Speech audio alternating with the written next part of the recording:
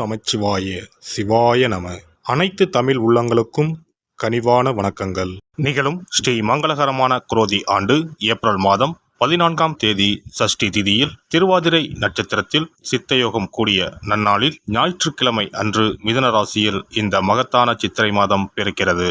இம்மாதம் கிரகநிலை என எடுத்துக்கொண்டால் மேசத்தில் சூரிய பகவானும் குரு பகவானும், கன்னியில் கேதுவும், கும்பத்தில் செவ்வாய் சனியும், மீனத்தில் 3 கிரகங்கள் அதாவது சுக்கிரன், புதன் மற்றும் ராகு பகவான் உள்ளனர். இம்மாத கிரக பெயர்ச்சி என எடுத்துக்கொண்டால் 22/4/2024 செவ்வாய் பகவான் கும்பத்தில் இருந்து மீனராசிக்கு இடப்பெயர்ச்சி அடைகிறார். 25/4/2024 சுக்கிர பகவான் மீனராசியில் இருந்து மேசராசிக்கு மாறுகிறார். 6/5/2024 அன்று புதன் பகவான் மீனராசியில் இருந்து மேசத்திற்கு இடப்பெயர்ச்சி அடைகிறார். 1/5/2024 அன்று குரு பகவான் மேசத்தில் இருந்து ரிஷபராசிக்கு மாறுகிறார். இம்மாத வாஸ்து நாள் சித்ரா பௌர்ணமியுடன் இணைந்து வருகிறது. இந்நாளில் வாசல் கால் நடுவது, புது வீடு கிரகப்பிரவேசம் செய்ய உகந்த நாள். பிறக்கப் போகும் இந்த சித்திரை உங்கள் வாழ்வில் நிம்மதியான நித்திரையை தரப்போகிறது. கடன் தொல்லை தீர்ந்து நிம்மதி பெருமூச்சு விடப்போகிறீர்கள். இனிமையும் கசப்பும் கலந்த மாதமாக இருந்தாலும் நன்மையே அதிக அளவில் நடைபெற வாய்ப்புள்ளது. இனி 12 ராசிகளில் உங்கள் ராசிக்கான பலன் என்ன என்பதனை பற்றி காண்போம். நிறைய யோசிக்கும் திறமையுடைய மகர ராசி அன்பர்களே, நீங்கள் புதுமை படைக்க எண்ணுபவர்கள். இந்த மாதம் எதிர்ப்புகள் விலகும், கடன் தொடர்பான பிரச்சனைகள் தீரும், பல வகையான யோகங்கள் ஏற்படும், உடல் நோய்கள் நீங்கி ஆரோக்கியம் உண்டாகும், மனக்குழப்பம் நீங்கும். ஆனால் பிறருடன் பழகும் போது நிதானம் தேவை. தொழில் வியாபாரத்தில் முன்னேற்றம் காணப்படும், தொழில் தொடர்பான காரியங்கள் வெற்றி பெறும், பொருளாதார முன்னேற்றம் உண்டாகும், பழைய பாக்கிகள் வசூலிப்பது வேகம் பிடிக்கும், வியாபாரம் தொடர்பான பிரச்சனைகளில் சாதகமான நிலையே உண்டாகும். உத்தியோகத்தில் இருப்பவர்கள் நன்மை தீமை பற்றி கவலைப்படாமல் தங்களுக்கு கொடுக்கப்பட்ட பணியை திறம்பட செய்வார்கள். போட்டிகள் மறையும். திருமணம் தொடர்பான காரியங்கள் சாதகமான பலன் தரும். குடும்பத்தில் இருந்த மறைமுக எதிர்ப்புகள் மறையும். உங்களது வார்த்தைக்கு மதிப்பு கூடும். கணவன் மனைவிக்கு இடையே இருந்த மனக்கசப்பு நீங்கும். பிள்ளைகள் உங்களது பேச்சுக்கு செவிசாய்ப்பார்கள். வாய்க்கு ருசியான உணவு கிடைக்கும். பெண்களுக்கு மனதில் திடீர் குழப்பம் ஏற்பட்டு நீங்கும். சமையல் செய்யும் போதும் மின் சாதனங்களை இயக்கும் போதும் கவனம் தேவை. கலைத்துறையினருக்கு எதிர்காலம் பற்றிய சிந்தனை மேலோங்கும். எல்லா காரியங்களும் நல்லபடியாக நடக்கும். ஆராய்ந்து செய்யும் காரியங்கள் சாதகமான பலன் தரும். வாகனங்களை ஓட்டும் போதும் எச்சரிக்கை அவசியம். வீண் செலவு ஏற்படும். அடுத்தவருக்கு எவ்வளவு நன்மைகள் செய்தாலும் அது எடுபடாமல் போகலாம். அரசியல் துறையினர் மற்றவர்களுக்கு உதவ போய் வீண் பலி ஏற்படலாம், கவனம் தேவை. தொழில் வியாபாரம் தொடர்பான அலைச்சல்கள் அதிகரிக்கும். ஆனால் பணவரத்து திருப்திகரமாகவே இருக்கும். மேலிடத்தின் கருத்துக்களுக்கு மதிப்பு கொடுப்பது நன்மை தரும். மாணவர்களுக்கு கல்வி பற்றிய மனக்கவலை ஏற்பட்டு நீங்கும். பெற்றோர் ஆசிரியர் கொடுக்கும் ஆலோசனைகள் கை கொடுக்கும். நட்சத்திர பலன்கள். உத்திராடம் நட்சத்திரம். இந்த மாதம் பொறுமையுடன் செயல்பட வேண்டிய மாதம். வியாபாரிகள் மறைமுக போட்டிகளால் நெருக்கடிகளை சந்திக்கலாம். கவனமாக செயல்பட்டால் லாபம் பெறலாம். இதுவரை குடும்பத்தை விட்டு பிரிந்திருந்த பிள்ளைகள் வந்து சேர்வார்கள்.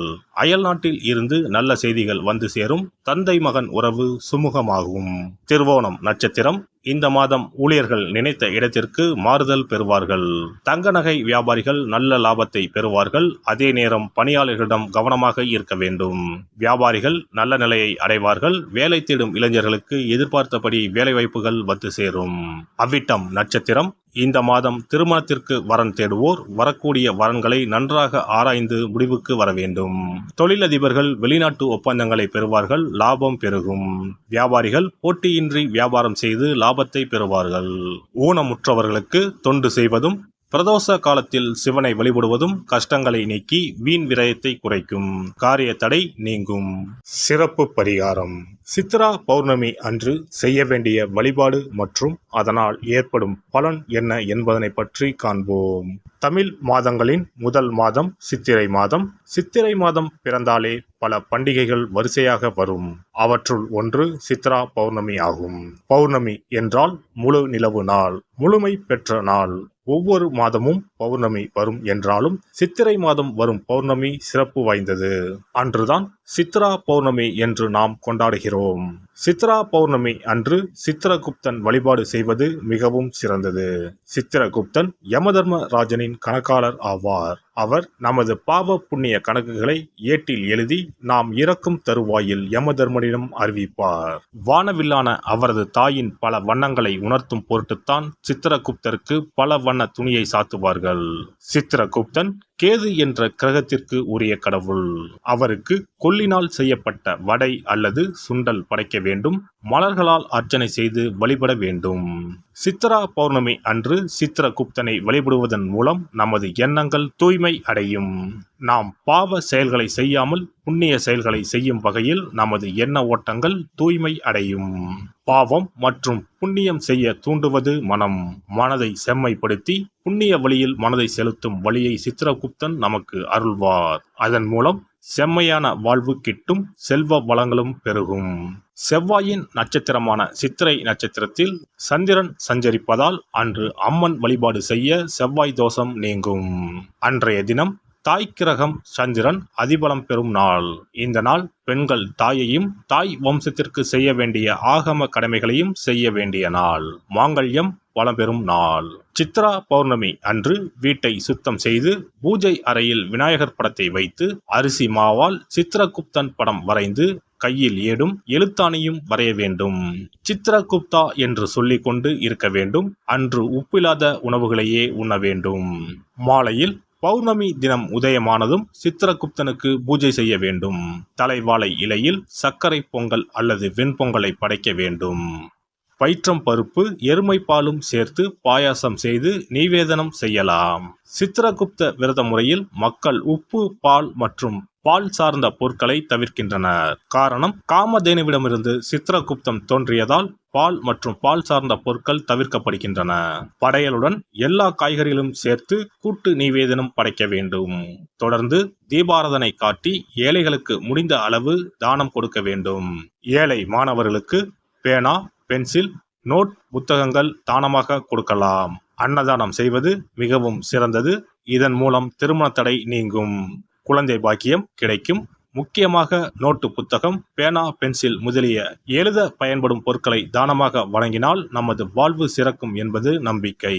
ஒருவரின் ஜாதகத்தில் கேது சரியில்லை என்றால் பல பிரச்சனைகளும் உடல் உபாதைகளும் அனுபவிக்க நேரிடும். அதனால்தான் ஜோதிட சாஸ்திரம் ராகுவை போல் கொடுப்பார் இல்லை, கேதுவை போல் கெடுப்பார் இல்லை என்கிறது. இப்பேற்பட்ட கேது பகவானின் தொல்லையில் இருந்து விடுபட வருடத்திற்கு ஒரு முறையாவது சித்திரகுப்தனை வணங்க வேண்டும். எல்லாம் வல்ல இறையருளால் நீங்களும் உங்கள் அன்பு குடும்பமும் உடல் நலம், நீலாயுள், நிறை செல்வம், உயர் புகழ், மெய்ஞானம் ஓங்கி வாழ்க வளமுடன். இந்த வீடியோ பதிவு உங்களுக்கு பிடித்திருந்தால் லைக் பண்ணுங்க, கமெண்ட் பண்ணுங்க, ஷேர் பண்ணுங்க. மறக்காம சப்ஸ்கிரைப் பண்ணுங்க. பக்கத்துல இருக்கிற பெல் பட்டனை கிளிக் பண்ணுங்க. நன்றி, வணக்கம். ஓம் நமச்சிவாய. சிவாய நம.